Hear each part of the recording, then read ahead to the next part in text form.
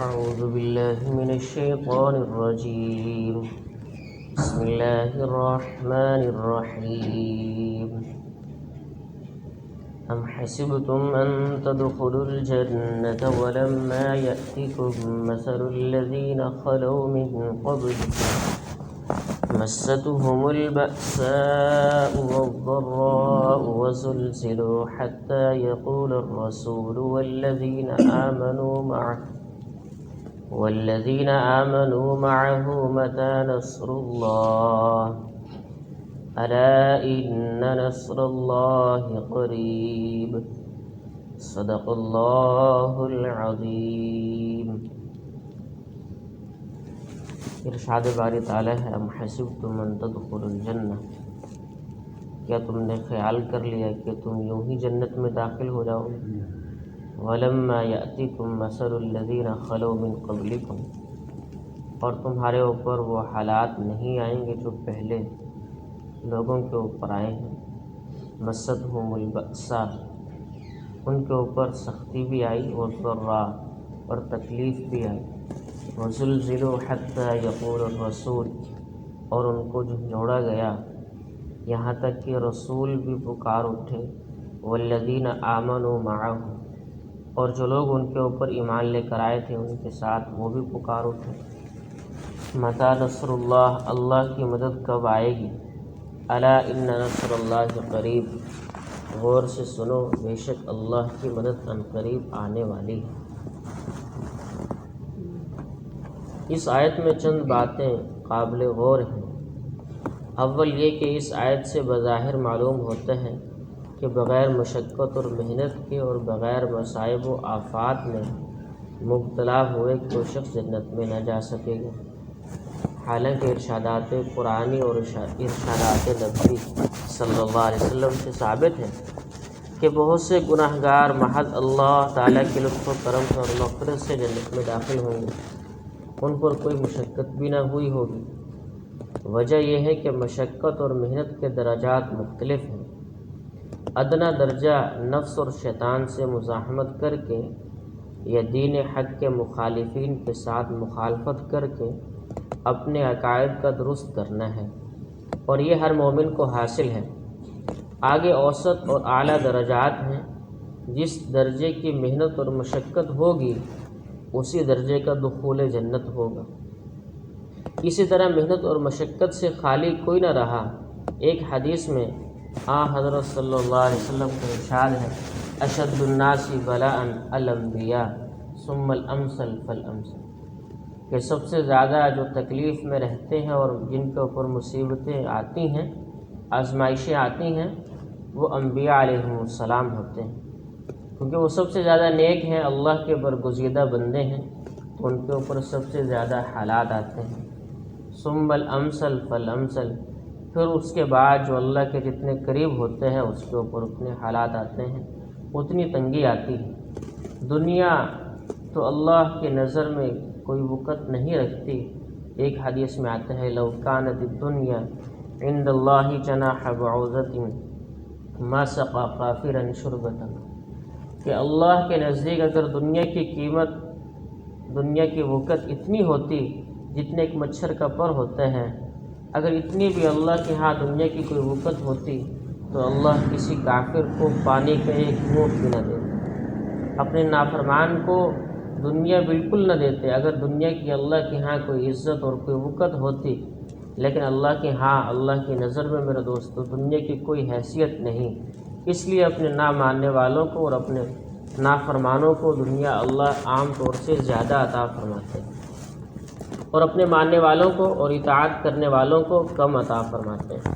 اور پھر ان کے لیے آخرت میں درجات، اور آخرت میں ان کو اتنا عطا فرمائیں گے کہ کافر لوگوں کو اتنا نہیں ملے گا، بلکہ ان کو تو بالکل ہی نہیں ملے گا. ان کے لیے تو سرے سے جہنم ہے اور عذاب ہے، لیکن اپنے ماننے والوں کے لیے آخرت میں اتنا زیادہ عطا فرمائیں گے کہ بندہ دیکھ کر حیران ہو جائے گا. دوسری بات یہاں قابل نظر یہ ہے کہ انبیاء علیہ السلام اور ان کے ساتھیوں کا یہ عرض کرنا کہ اللہ تعالیٰ کی مدد کب آئے گی، کسی شک و شبہ کی وجہ سے نہیں تھا کہ ان کو شک ہے کہ اللہ کی مدد اب نہیں آ سکتی، اس وجہ سے نہیں کہتے تھے، بلکہ جو ان کی شان کے مخالف ہے، بلکہ اس سوال کا منشا یہ تھا کہ اللہ تعالیٰ نے اگرچہ مدد کا وعدہ فرمایا ہے مگر اس کا وقت اور مقام متعین نہیں فرمایا۔ یہ تو یقین ہے کہ اللہ مدد فرمائیں گے، ہر حال میں فرمائیں گے، لیکن اس کا وقت تو نہیں بتایا کس وقت مدد ہوگی، کس مقام پر مدد ہوگی، کس جگہ پر مدد ہوگی، یہ تو ارشاد نہیں فرمایا تھا، تو اس کا انتظار رہتا تھا۔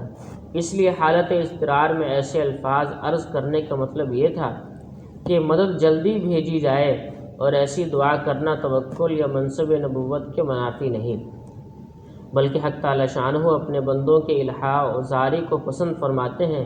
اس لیے انبیاء علیہم السلام اور صلحاء امت اس کے سب سے زیادہ مستحق ہیں۔ اللہ کو تو زیادہ پسند ہے کہ بندہ اللہ سے گڑ گڑا کر مانگے اور اللہ سے رو کر مانگے، اپنی حاجات کا مطالبہ کرے اللہ تعالیٰ سے، اللہ اس کو زیادہ پسند کرتے ہیں۔ تو ارشاد خداوندی ہے کہ تم جنت میں یوں ہی داخل کیسے ہو سکتے ہو؟ تم نے خیال کر لیا، حالانکہ تمہارے اوپر وہ حالات آئیں گے پہلے جو پہلے لوگوں کے اوپر اور ایمان والوں کے اوپر آئے ہیں۔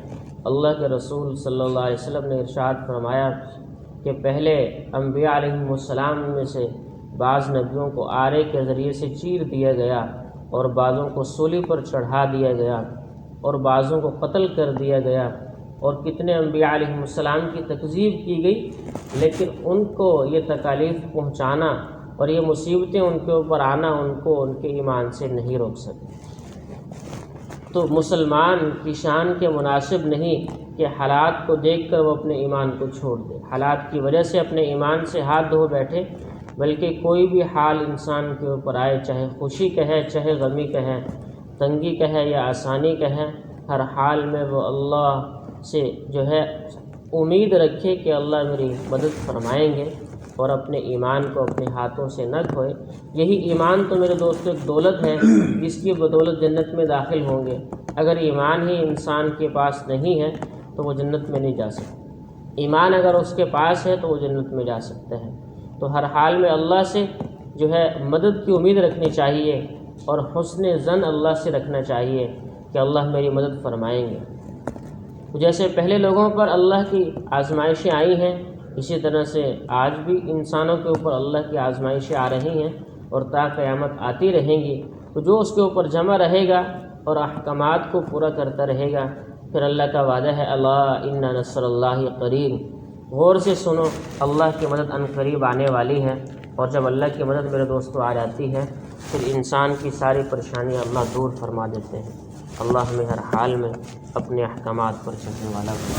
اللہم صلی علی محمد وعلی آل محمد کما صلیت علی ابراہیم وعلی آل ابراہیم انک حمید مجید۔ اللہم بارک علی محمد وعلی آل محمد کما بارکت علی ابراہیم وعلی آل ابراہیم انک حمید مجید۔ یا اللہ ہم سب کے سارے گناہوں کو معاف فرما، نماز اپنی بارگاہ میں قبول فرما، قرآن کے درس پر ہم سب کو عمل کی توفیق عطا فرما۔ اللہ جتنے بیمار ہیں سب کو شفائے کامل عطا فرما، بے روزگاروں کو رزق حلال عطا فرما، بے اولادوں کو نیک صالح اولاد عطا فرما۔ اللہ سب کے سارے مسائل کو حل فرما، پریشانیوں کو دور فرما، آپس میں اتحاد اور اتفاق نصیب فرما، بھائی چارگی نصیب فرما، ایک اور نیک بن کر چلنے والا بنا۔ اللہ خصوصاً کشمیر والوں پر اور فلسطین والوں پر ظلم ہو رہا ہے، یا اللہ ان کی خصوصی مدد فرما، یا اللہ ان کے حال پر رحم فرما، ان کے بچوں پر، ان کے بڑوں پر، ان کے مستورات پر، ان کے مردوں پر، اللہ سب کے اوپر رحم فرما، ان کی مدد و نصرت فرما، یا اللہ ان کی دنیا کی زندگی بھی بھلی فرما، آخرت کی زندگی بھی ان کی بھلی فرما، اور یا اللہ ہم سب کو آپس میں اتحاد نصیب فرما۔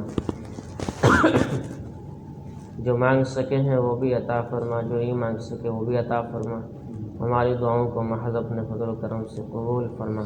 وصلی اللہ تعالی علی النبی الکریم وعلی آلہ واصحابہ اجمعین، آمین۔